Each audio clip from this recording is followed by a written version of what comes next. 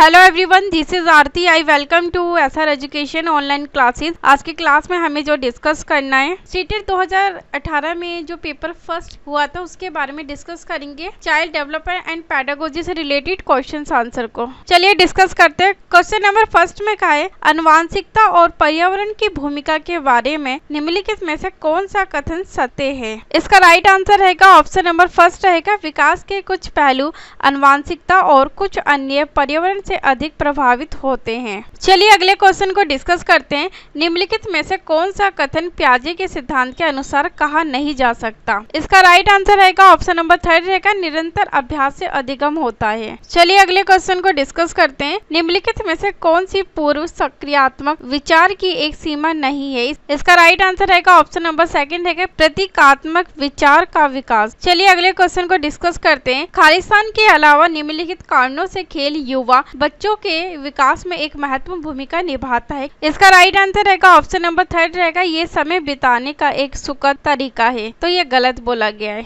चलिए अगले क्वेश्चन को डिस्कस करते हैं। निम्नलिखित में से कौन सा प्रश्न बच्चों को गंभीर रूप से सोचने के लिए आमंत्रित करता है। तो इसका जो राइट आंसर रहेगा हमारा ऑप्शन नंबर फोर रहेगा, विभिन्न तरीकों से हम इसे कैसे हल कर सकते हैं। चलिए अगले क्वेश्चन के बारे में डिस्कस करते हैं। निम्नलिखित में से कौन सा विकल्प प्रगतिशील शिक्षा का सबसे अच्छा वर्णन करता है। इसका राइट आंसर रहेगा ऑप्शन नंबर फर्स्ट रहेगा, करके सीखना, परियोजना विधि और उसके बाद सहयोग से सीखना। चलिए अगले क्वेश्चन को डिस्कस करते हैं। प्रगतिशील शिक्षा के बारे में निम्नलिखित में से कौन सा कथन बताता है, शिक्षा स्वयं ही जीवन है। इसका राइट आंसर रहेगा ऑप्शन नंबर थर्ड रहेगा, स्कूलों में शिक्षा सामाजिक और प्रगति दुनिया को प्रतिबिंबित करे। चलिए अगले क्वेश्चन के बारे में डिस्कस करते हैं। कोलबर्ग के सिद्धांत के योगदान के रूप में निम्नलिखित में से किसे माना जा सकता है। इसका जो राइट आंसर रहेगा ऑप्शन नंबर फर्स्ट रहेगा, यानी कि उनके सिद्धांत ने संज्ञानात्मक परिपक्वता और नैतिक परिपक्वता के बीच एक सहयोग का समर्थन किया है। चलिए अगले क्वेश्चन को डिस्कस करते हैं। निकटवर्ती विकास का क्षेत्र संदर्भित करता है। तो इसका राइट आंसर रहेगा ऑप्शन नंबर थर्ड रहेगा, एक संदर्भ को जिसमें बच्चे सहयोग के सही स्तर के साथ कोई कार्य लगभग स्वयं कर सकते हैं। चलिए अगले क्वेश्चन को डिस्कस करते हैं। एक उभयलिंगिक व्यक्ति किस प्रकार के होती हैं वो आपको बताना था इस क्वेश्चन के अंदर। इसका राइट आंसर रहेगा ऑप्शन नंबर सेकंड रहेगा, यानी कि जो मेल और फीमेल के जो भी गुण होते हैं उनका समायोजन होता है, जिनमें दोनों ही तरीके के गुण पाए जाते हैं। चलिए अगले क्वेश्चन को डिस्कस करते हैं। बच्चे खालिस्तान को छोड़कर अन्य सभी के द्वारा लिंग भूमिकाएं ग्रहण करते हैं। इसका राइट आंसर रहेगा ऑप्शन नंबर फोर रहेगा, ट्यूशन। चलिए अगले क्वेश्चन को डिस्कस करते हैं। मानकीकृत परीक्षणों की आलोचना में से एक ये है कि। इसका राइट आंसर रहेगा ऑप्शन नंबर फर्स्ट रहेगा, वे मुख्य रूप से मुख्य धारा की संस्कृति का प्रतिनिधित्व करते हैं और इसलिए पक्षपाती हैं। चलिए अगले क्वेश्चन को डिस्कस करते हैं।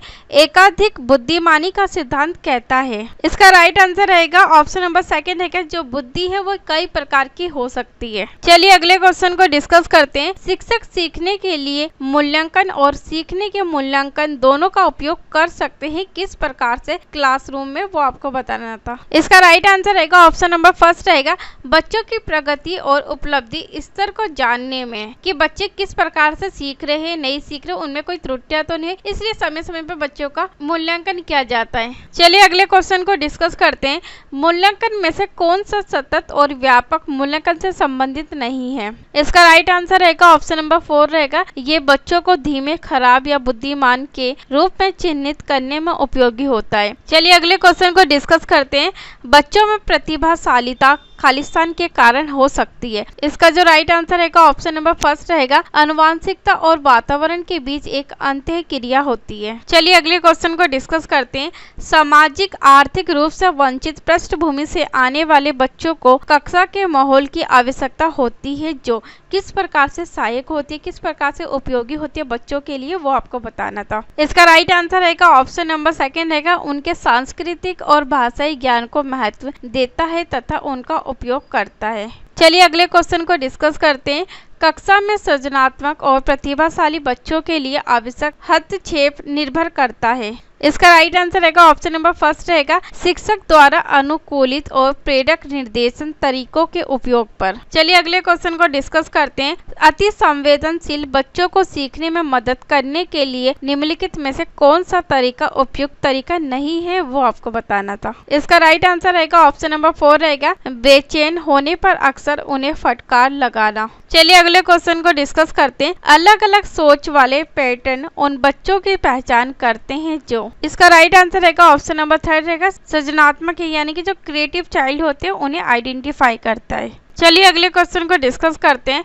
निम्नलिखित में से कौन सा शिक्षक द्वारा कक्षा में बच्चों के लिए समस्या हल करने के तरीकों का वर्णन नहीं करता। इसका राइट आंसर रहेगा ऑप्शन नंबर 4 रहेगा अभिसरण उत्तरों वाले प्रश्न पूछना। चलिए अगले क्वेश्चन को डिस्कस करते हैं। निम्नलिखित में से कौन सा एक संवेग है, वो बताना है आपको। इसका राइट आंसर रहेगा ऑप्शन नंबर 2 रहेगा डर। चलिए अगले क्वेश्चन को डिस्कस करते हैं।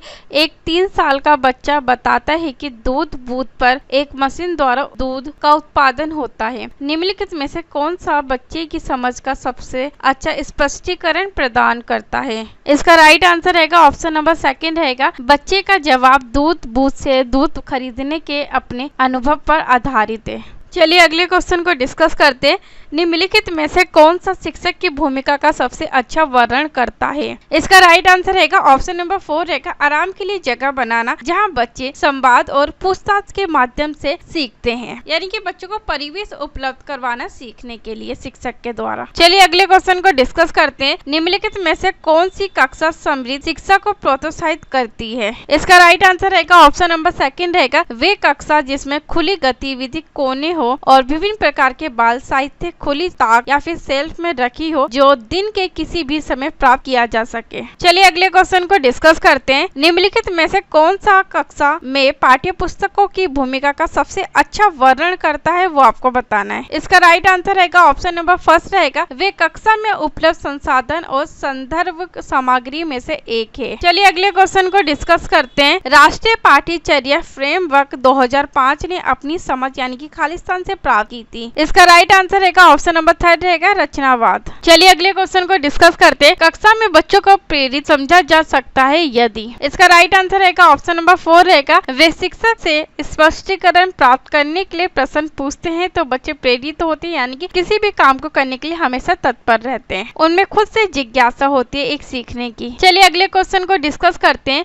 निम्नलिखित में से कौन सा बच्चों में अधिगम में सुधार करने के लिए सबसे अधिक उपयुक्त रहेगा, वो आपको बताना है। इसका राइट आंसर रहेगा ऑप्शन नंबर 4 रहेगा शिक्षक को वास्तविक जीवन स्थितियों पर बच्चों को एक दूसरे के साथ बातचीत करने में मदद करनी चाहिए। चलिए अगले क्वेश्चन को डिस्कस करते हैं। अनुशासन जो अधिगम वातावरण में एक महत्वपूर्ण भूमिका निभाता है, किस तरह की मदद करता है या सहायक होता है, वो आपको बताना था। इसका राइट आंसर जो रहेगा ऑप्शन नंबर 1 रहेगा बच्चों को अपनी शिक्षा को भी नियमित और मॉनिटर करने के लिए। आज की क्लास को यही समाप्त करते हैं। अगली क्लास में कुछ अगले प्रीवियस क्वेश्चन पेपर को हम लोग डिस्कस करेंगे। थैंक यू सो मच हमसे जुड़ने के लिए और अपनी तैयारी को बेहतर तरीके से करने के लिए हमारे साथ।